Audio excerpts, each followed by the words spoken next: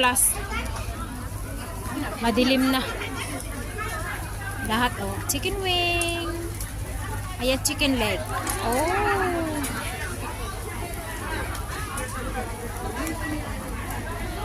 Ayan ang mga mga bisita. Oh, di ba?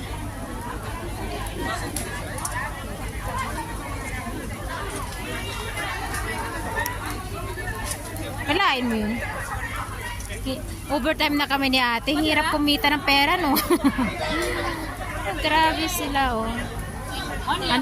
Yang naman kami sa taga-kain, guys. Ano mga bisita? Ang dami nila. Binigyan nila kami ng garland. Diyos kumiyo, ang bigat. Ang bigat, uy. Yaka-yaka yan, te, para sa kinabukasan.